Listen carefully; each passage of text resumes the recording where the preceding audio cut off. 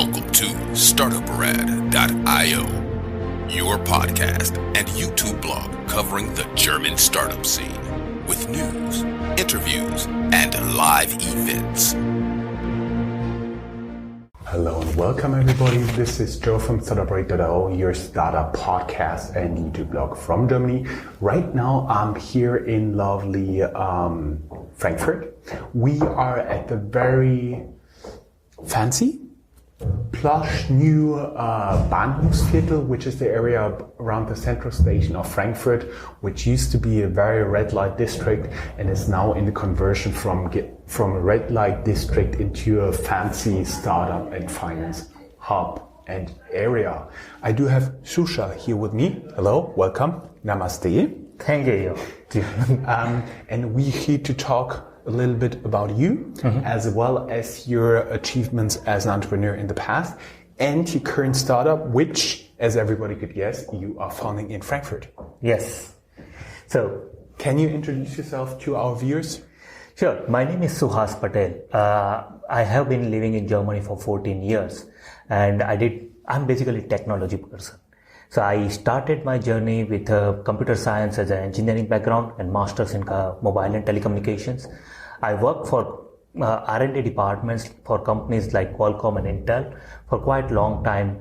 And at the same time, I was working on a concept of business-driven philanthropy. And I started 18 startups through that concept. And most of the startups were into technology startup. A few were them into manufacturing as well. I have two startups or companies which grew up. I have 6 manufacturing units, and now I am running a company called Tvarit GmbH. Here we are doing artificial intelligence for manufacturing industry. Okay, let me get this straight. You started 18 startups and you're not in your 80s. So you've run a lot in parallel, right? Yes. So what is the best recommendation to do parallel tasking, and what is the worst recommendation you came across? So the best recommendation, I when I started this concept of business-driven philanthropy, I was always thinking that, I need to help entrepreneurs. So I was never active in those startups in day-to-day jobs. So what I did, I helped somebody to start something. I help them with the initial finances. I make sure that they have funding for their running of their day-to-day activities, their jobs, their families. And then they started working on this concept. Actually, I believe that, over the period of time, we had to modify or fine-tune the concept to run it parallelly. But when I started Tvarit, I thought this is the startup which has potential to be unicorn. And I believed that here is my place. So I quit all my assignments. I was a consultant, I was working somewhere, or I was helping other startups. I quit all the assignments and I'm full-time focused on Tvarit. Because this is the technology I feel that will bring revolution and disruption into the market. Have you ever talked with a media outlet before about that? Not quite often. Last week we were into IAA, so I gave a couple of interviews there about my view about in automotive industry, how it can bring, how artificial intelligence can bring disruption there, but not that often. Yeah. I see. And so basically, you're saying with Tvarit. We'll get into that name soon. You want to be the first unicorn here in Frankfurt. That is true. Awesome. So let's talk just a tiny bit more about what you did, and then we get into the future unicorn. Okay? Sure. So basically, from what I understand, you've been more of a backer, of an investor of those startups, like an idea giver rather than a day-to-day CEO. Yes, I would say that was for my past startups.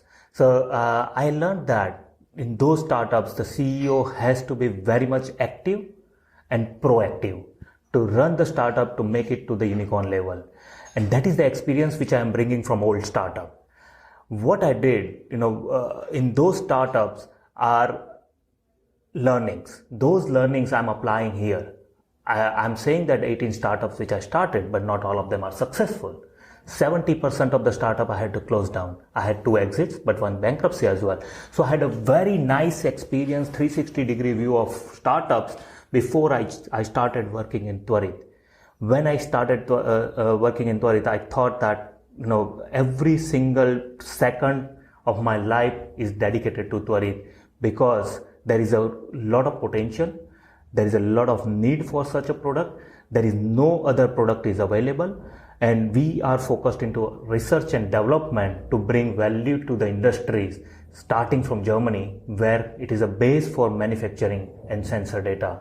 So Germany is very well known for manufacturing industry, very high quality machines which are made in Germany. Yep. Yes, made in Germany, I would say.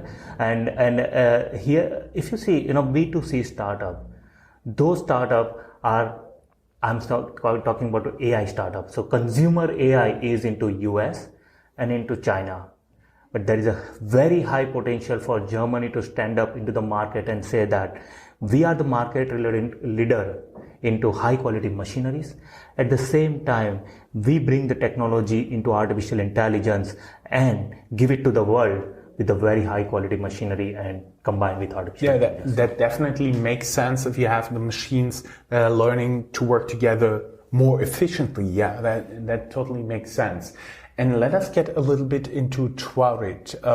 The name is an ancient one, you told me, right? Yes, almost 3,000 years old. Okay. Can you tell us a little bit more about it? So Tvarit is a Sanskrit word. When it means fast, and it also shows in our tagline, fast and persistent. Our program, our customer journey is also, we want to make that their journey into artificial intelligence is really fast. We have programs from 4 days, 4 weeks, 4 months, 4 years, but the 4 days program really concentrated to give the reusable output to the customers which they can use and extend their journey. So we plus we have a cognitive machine intelligence, our own research, which helps accelerate that journey. That is what we call is fast, and fast is equal to Tvarit. Tvarit is a Sanskrit word for fast. Okay, and within 4 days, basically your clients are able to write their own code for Skynet, right? Yeah, you can say that. So I would say for the manufacturing industry, for sure. For manufacturing industry, it is very important. When we talk with the client, we were into IA, we were into IFA, we were into EMO. All these exhibitions we have been there in last 3 weeks as an exhibitor everywhere. And when you go to the client place in the stand, they always say that we are doing industry 4.0 artificial intelligence, and we ask them what exactly you are doing, and most of them are doing just conditional monitoring. They take the data from the PLC and then they show it, and they don't rethink it. Yes, so that is what they mean with industry 4.0.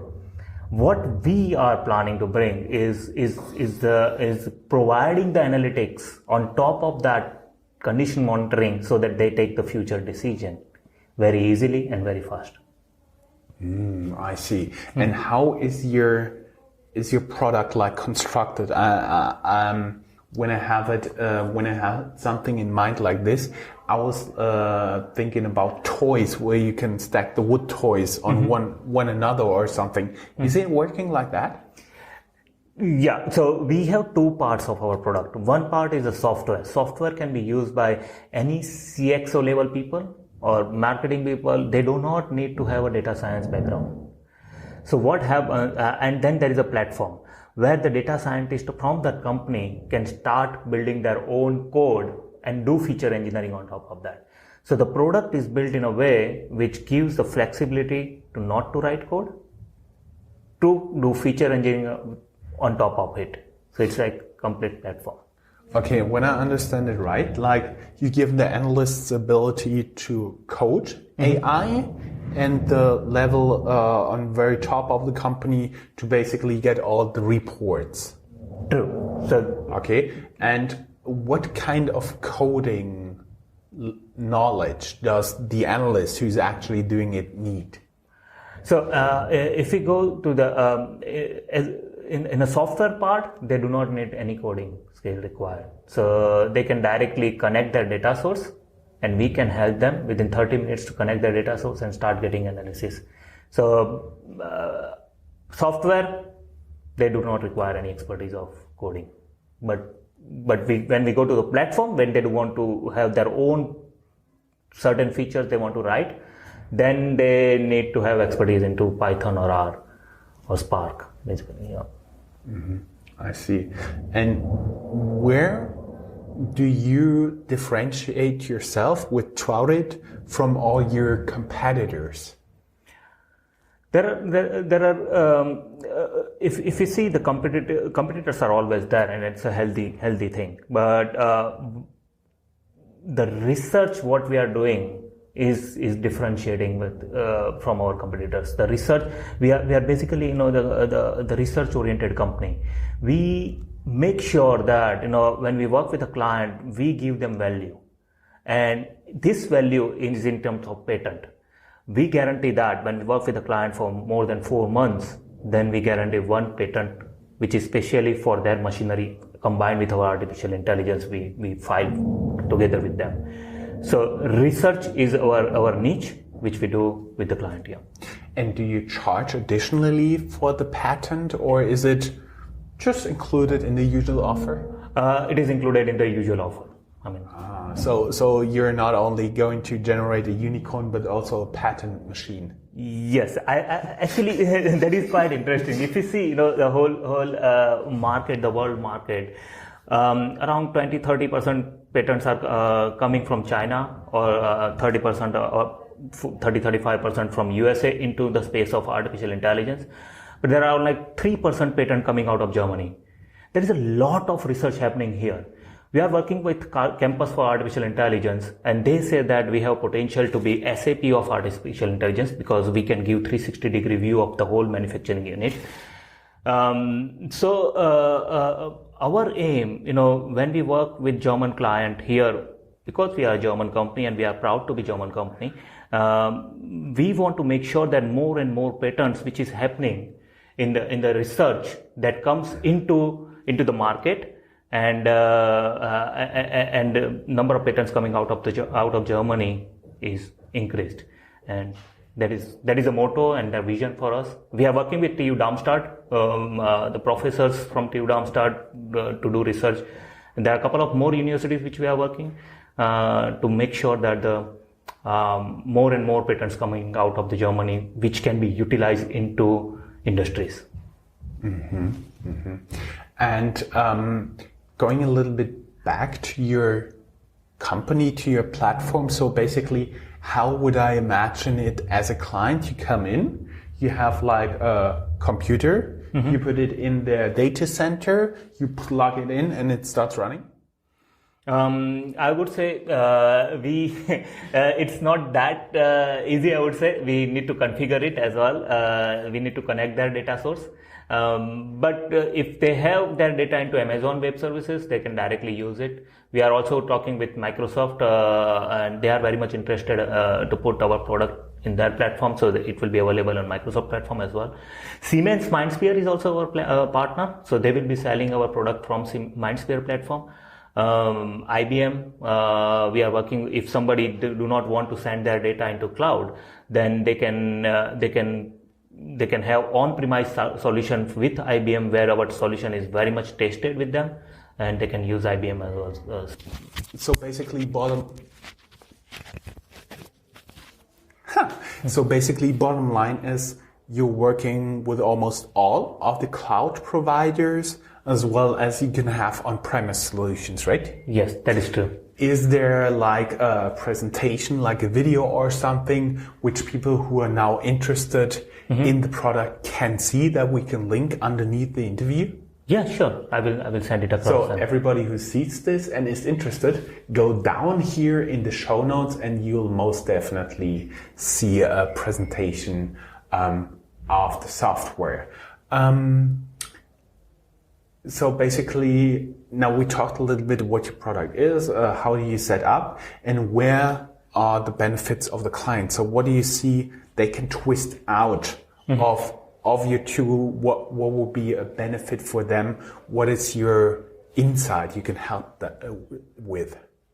So basically, most of the industries whom we are speaking with, their basic problem is like overall equipment efficiency increase. So they have, the market is good for them and they want to increase the equipment efficiency. One thing. Second thing, they want to use our product into research and development. So we are talking with a couple of clients into cable manufacturing and the process industry, heater manufacturing, and furnace manufacturers. They are doing testing, and each test costs a lot of money for them. Now we help them collect the data out of the test, analyze those data, and make sure that their decisions are taken very wisely without doing retesting often. So analyzing data from the past. So you accelerate the development cycle. Exactly. Production overall equipment efficiency and the development cycle, that is the most important thing. Second thing, I would say third is the quality optimization. They want to optimize the quality and the consistency into the quality over the period of time. That is the third criteria which most of the clients are asking. Sounds good to me. I don't have right now questions left on your product, but I would be curious to have like a little bit advice for all the people aspiring to be an entrepreneur. What would be your best advice for someone looking to come to Germany to start a company? I have a wide experience in that, and I can say, if I summarize all the experiences, there is no straight line advice which can be given to each industry, but two things are very important: execution and focus. Execution should be fast. Sometimes we think that, okay, some client gave an input and we work the whole night to get the output on the next day. We are ready. If the client requires that in after 1 week or 2 weeks or 10 days, that's fine. But we are ready. So that the agility should be there. And our team, especially my CTO Rahul, he's very much active in providing the solution. He likes that. He loves to play with the data. I would say the execution is the key. You need to execute very wisely and fast. And do you believe in Germany you have higher quality standards than in other countries? Of course, Germany has a very nice infrastructure for startups. But there is a bureaucracy as well, which needs to be taken care. But once you learn that, that it's not bad. I would think that it is really very, very well. If we talk with the customers, the first question they ask, are you a German company? When we say yes, they are not hesitant to share data with us. That is just because of the bureaucracy we have. Every single thing here is taken care by government. In a different way. It is hard to follow, but once you follow that, you are much in advanced stage talking to your client. They trust you much more than you are located somewhere else. Yeah. When I was talking to an entrepreneur, she's originally from Australia and she founded a startup here in Frankfurt. She said the German way is it takes a lot of work to set something up, but then it keeps working like clockwork. Yes. Yeah, that's true. Okay. Yeah, one more thing I want to put here, as you mentioned, once you are into the system, clients are really sticking to you. So they don't run away. It's not, they are not changing their supplier very often.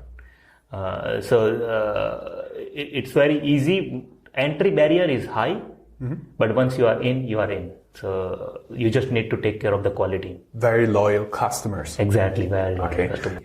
And just for the final question, if you had the choice to be the CEO of any company in the world for just 1 week, which one would it be and why?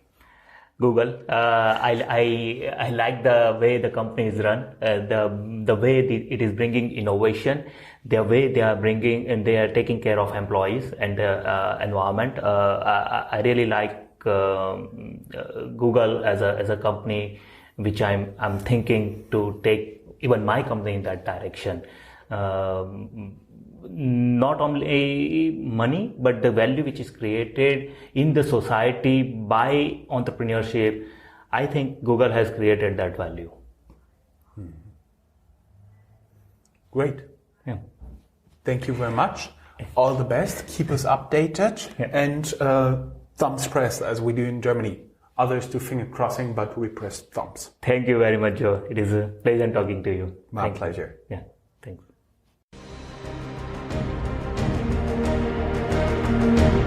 That's all, folks. Find more news, streams, events, and interviews at www.startuprad.io. Remember, sharing is caring.